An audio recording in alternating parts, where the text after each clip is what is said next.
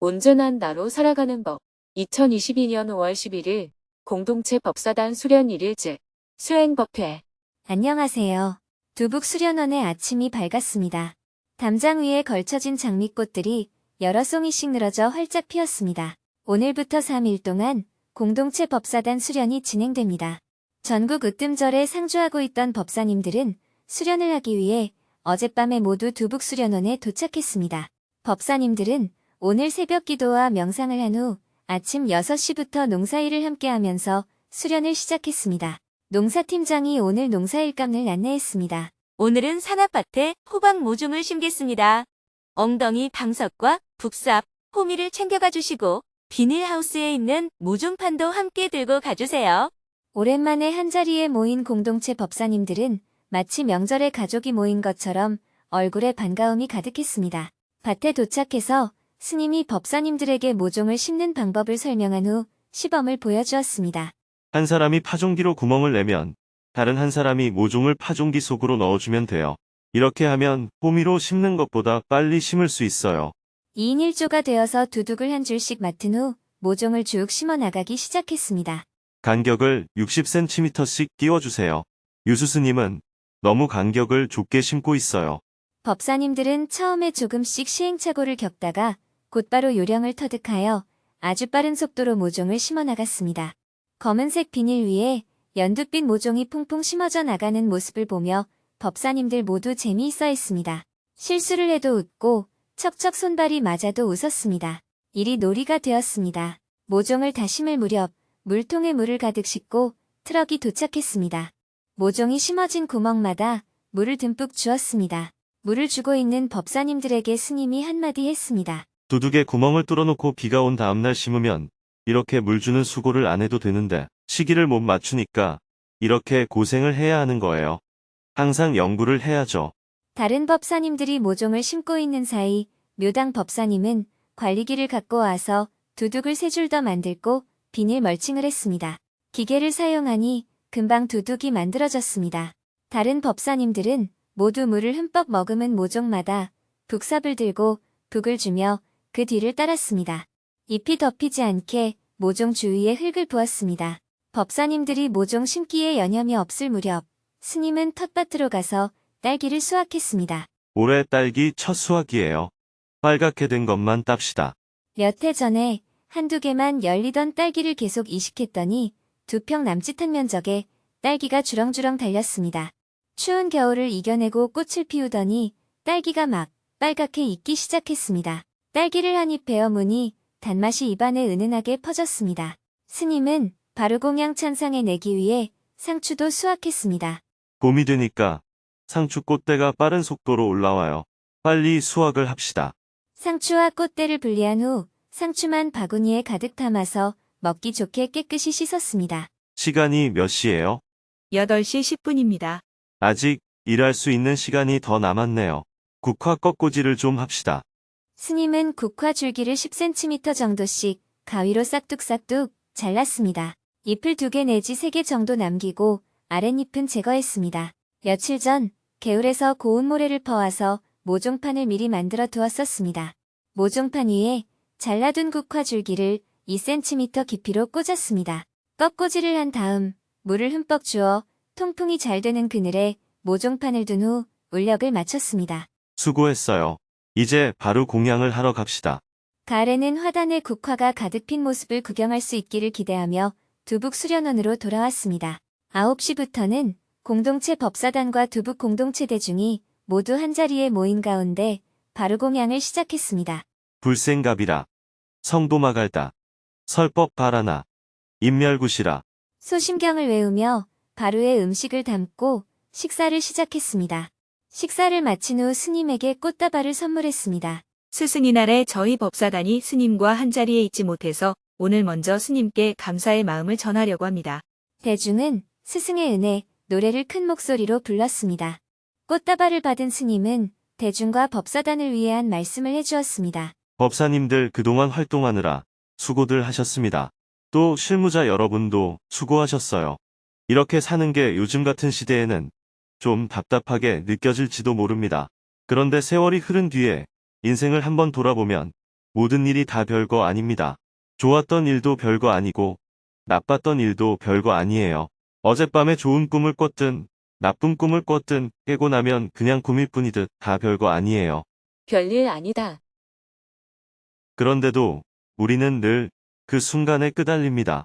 먹는 순간, 보는 순간, 듣는 순간 등 이렇게 감각을 느끼는 순간 일어나는 좋고 싫음에 많이 끄달려요. 좋아하는 걸 못하게 하면 마음이 불편해지고 싫은 걸 하라고 하면 죽을 것 같죠. 그렇게 죽을 것 같은 일도 하루 지나고 한 달 지나고 1년 지나고 돌아보면 아무 일도 아니에요. 이러든 저러든 사실은 큰 문제가 아닙니다. 그런 도리를 알아서 일상 속에서 어떤 일이 일어나더라도 별일 아닌 줄을 알아야 해요. 기분이 약간 나쁘거나 좋은 것은 징을 때리면 소리가 나는 것처럼 그냥 하나의 반응일 뿐이에요. 이런 것을 늘 잘 챙기고 살아간다면 첫째, 괴로움 없이 살 수 있습니다. 둘째, 반응이 일어나도 적어도 그 반응에 사로잡히지는 않습니다. 소리가 나기는 하지만 금방 멈출 수 있어요. 나중에 보면 우리가 하는 일들은 모두 이 세상에 의미가 있는 일들이에요. 사람들은 보통 필요 없는 일, 하찮은 일에 자기 에너지를 소모하며 살기 쉽습니다. 그런데 우리가 지금 하는 일들은 지난 뒤에 보면 세상에서 필요로 하는 일이 대부분이에요. 그런 데서 보람이나 기쁨을 발견하고 일상에서 만족을 느끼고 사는 게 매우 중요합니다. 만족하기. 찌꺼기 남기지 말기. 또 불만족스러울 때가 있더라도 그걸 가슴에 쌓아놓지는 않아야 해요. 그냥 일어났다가 사라지도록 해야지 찌꺼기를 남기면 안 됩니다. 부처님은 흔적이 없다. 이런 말이 있잖아요. 우리는 상황이 지나간 후에도 늘 흔적이 남아요. 내가 전에 이러저러 했잖아. 이런 감정에 찌꺼기가 남아 있습니다. 좋은 것에 대해서는 미련의 찌꺼기가, 나쁜 것에 대해서는 원망의 찌꺼기가 남아서 그것이 현재와 미래를 살아가는데 늘 장애가 됩니다. 부정적 감정이 일어난 사건이라도 경험으로 삼으면 현재와 미래에 오히려 좋은 양약이 될 수 있어요. 그런데 오히려 찌꺼기가 남으면 현재와 미래에 장애가 돼요. 그런 걸 잘 살펴서 정진을 해나가시기 바랍니다. 여러분이 육체적으로나 정신적으로나 모두 건강한 생활을 해나가시기 바랍니다. 대중과 공동체 법사단은 그동안 잘 가르쳐준 은혜에 보답하는 마음으로 스님에게 삼배를 했습니다. 감사합니다, 스님. 바루공양을 마친 후 10시 30분부터는 공동체 법사단 회의를 시작했습니다.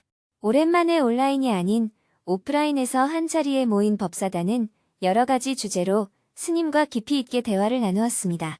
오후 3시에 점심 식사를 한 후 4시 30분부터 다시 대화를 이어나갔습니다. 해가 저물고 저녁 6시 30분이 되어 공동체 법사단 1일째 수련을 마쳤습니다. 저녁 예불을 한 후 7시 30분부터는 수행법회 생방송을 시작했습니다. 5월 한 달 동안은 정토회를 주제로 기획 법문을 하기로 했습니다. 지난 법회에서는 정토회라고 이름을 정한 이유와 정토의 의미에 대해 법문을 하였는데 오늘 법회 주제는 수행입니다. 정토회 회원들이 모두 화상회의 방에 입장하자 스님이 인사말을 건넸습니다. 제가 있는 이곳은 오늘 날씨가 여름처럼 더웠습니다. 5월은 여러분에게 놀기 좋은 시기인지 몰라도 제게는 늘 농사짓기 좋은 계절입니다. 그래서 제가 즐겁게 농사짓는 모습을 보여드리겠습니다. 지난 한 주 동안 스님이 농사짓는 모습과 농산물을 애광원과 요양병원에 나눠주는 모습을 영상으로 함께 보았습니다. 잘 보셨어요? 이 영상을 보고 농사짓고 싶어진 사람은 각 으뜸절로 오세요. 정토회는 항상 일꾼이 부족합니다. 이어서 수행의 의미와 정토회의 수행 방법에 대해 1시간 동안 법문을 해주었습니다. 오늘 법회는 정토행자들은 어떻게 살고 어떻게 수행해야 하는가 하는 것이 주제입니다. 수행이란 무엇이고 왜 수행을 해나가야 하는지 조금 더 자세하게 말씀드리겠습니다. 왜 수행을 해야 할까요? 세상이 내 뜻대로 안 되잖아요. 그런데 사람은 자기 뜻대로 되기를 바랍니다. 내가 원하는 걸 이루고 싶은 마음은 누구나 있어요. 저도 그렇습니다. 그런데 내 뜻대로 안 되는 일이 있으니까 괴롭단 말이에요. 그러면 첫 번째로 남한테 좀 도움을 요청합니다. 그런데 다른 사람들도 다 살기 바쁘니까 나를 잘 못 도와주죠. 그리고 내가 원하는 것을 그들이 해줄 능력도 별로 없어 보입니다. 그러다 보니까 내가 원하면 그 원하는 바를 다 들어주는 어떤 존재가 있으면 좋겠다는 생각을 합니다. 그런 존재는 첫째, 뭐든지 할 수 있는 능력이 있어야 해요. 전지전능해야 합니다. 둘째, 내가 원하면 나를 도와줘야 해요. 이런 존재를 사람들은 신, 옥황상제, 브라만, 알라라는 이름을 붙였습니다. 불교 신자들은 부처님이라고 부르죠.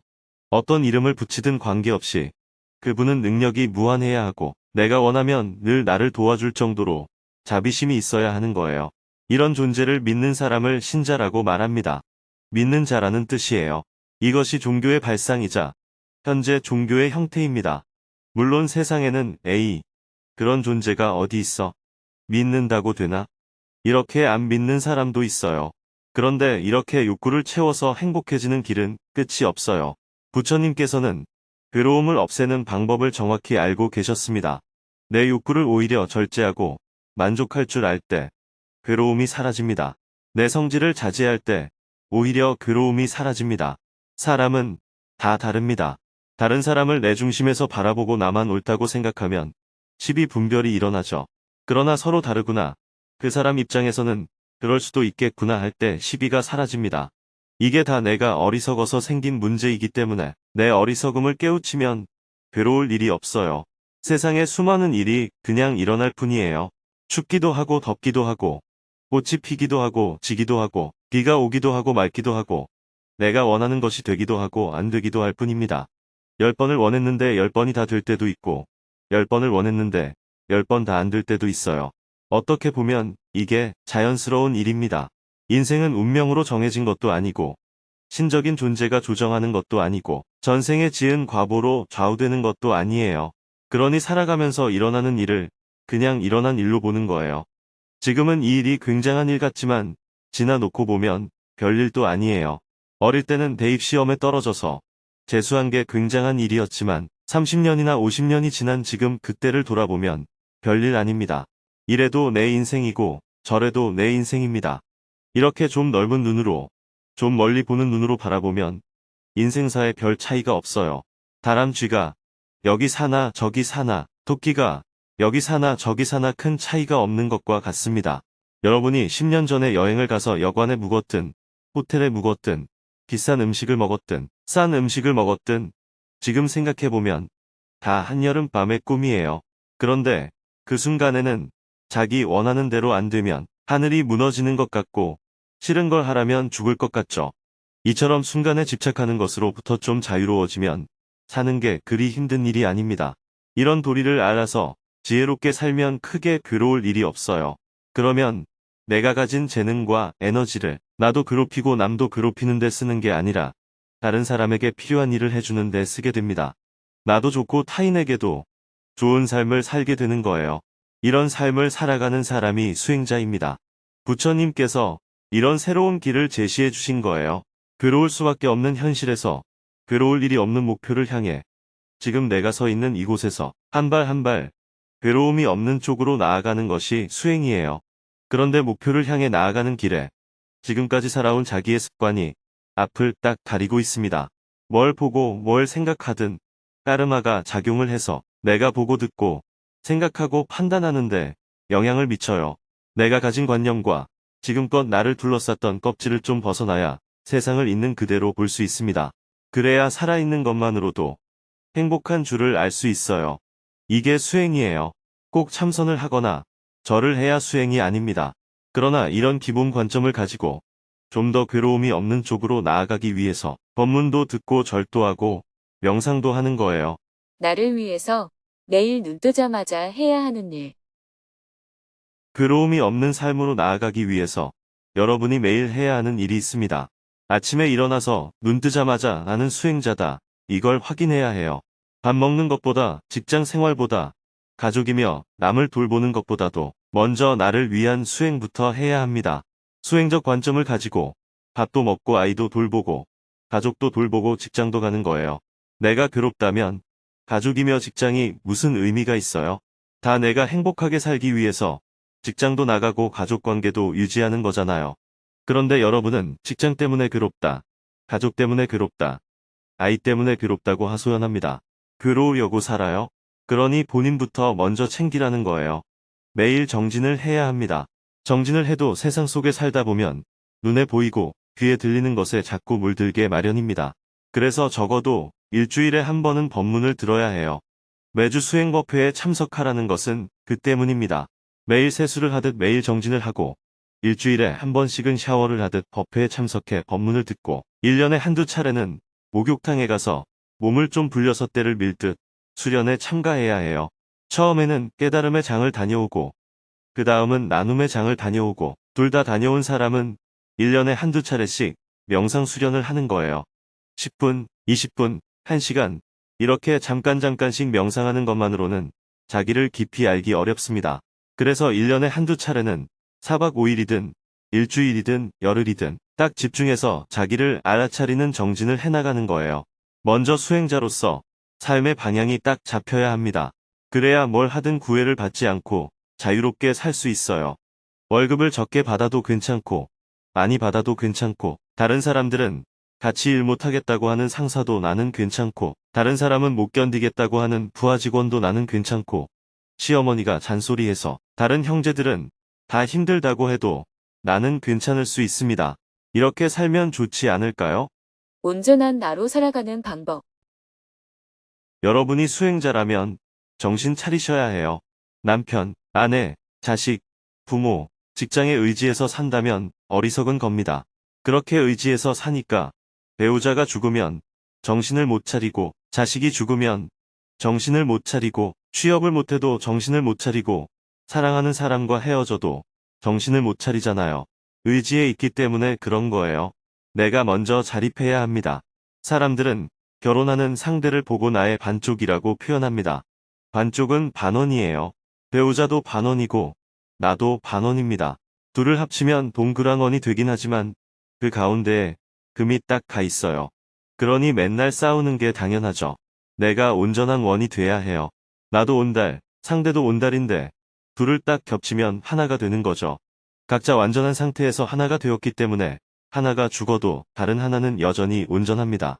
상대가 죽든지 떠나든지 거기에 크게 영향받지 않아요. 하루쯤 섭섭할 수는 있어요. 같이 산 세월이 있으니까 약간은 섭섭하겠죠. 그렇지만 감정의 흔적은 없어야 합니다. 부처님은 흔적이 없는 분이에요. 우리는 흔적이 좀 남더라도 하루 이틀에 끝내야 합니다. 옛날부터 사람이 죽으면 3일장을 하잖아요. 그 이유가 3일까지는 슬퍼하는 모습을 봐주겠다라는 뜻이에요. 49제를 지내는 이유는 그래 좀 늦게 잡아서 49일까지는 슬퍼하는 모습을 봐주겠다라는 뜻이고요. 자식에게 뭘 해주고 남편에게 뭘 해주고 아내에게 뭘 해주고 부모에게 뭘 해드리기 전에 우선 자기한테 잘해야 해요. 자기가 온전해야 어떤 부모, 어떤 자식, 어떤 배우자, 어떤 직장을 만나도 행복하게 살 수 있습니다. 정작 자기가 여기 가도 못 견디고 저기 가도 못 견디면서 이 직장 탓하고 저 직장 탓하고 이 사람 탓하고 저 사람 탓하는 경우가 많아요. 그래서 수행이 가장 중요합니다. 그러나 이런 수행적 관점이 잘 안 잡히는 것도 우리의 현실이에요. 그래서 이런 처방이 있는 겁니다. 하루 중 아침에라도 정신을 좀 차리자. 눈 뜨자마자 아침부터 헤매지 말고 눈을 떴을 때만큼은 그래도 조금 총기를 유지해보자. 헤맬 때 헤매더라도 아침에 눈 떴을 때는 좀 총기가 있어야 해요. 아침부터 눈 뜨자마자 아이고 일어나기 싫어 죽겠다. 직장은 어떻게 가지? 이렇게 하루를 시작하면 어떻게 행복하겠어요? 아침에 눈 뜰 때 벌떡 일어나서 총기 있게 시작해도 하루를 지내면서 이거 보고 저거 듣다 보면 또 원래의 습관대로 돌아갑니다. 하물며 아침부터 인상을 쓰고 흐리멍덩하게 하루를 시작하면 어떻겠어요? 그래서 매일 아침에 눈 딱 뜨자마자 정진부터 먼저 해라. 나부터 먼저 챙겨라라고 하는 거예요. 나부터 챙기고 그런 다음에 아이도 챙기고 배우자도 챙기고 부모도 챙기고 직장도 챙기고 세상도 챙기는 거예요. 이걸 혼자 알아서 하면 좋지만 혼자 못한다니까 같이 하자는 거예요.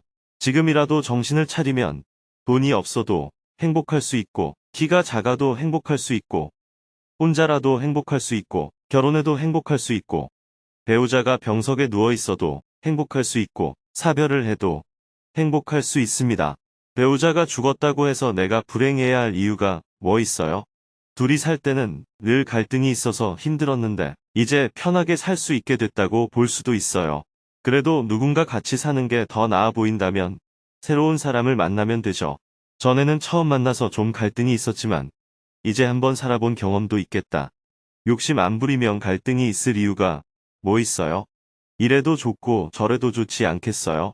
젊을 때도 같이 살았는데 늙으면 살아본 경험도 있으니 못 살 이유가 더더욱 없잖아요. 눈 좀 안 보이면 어때요?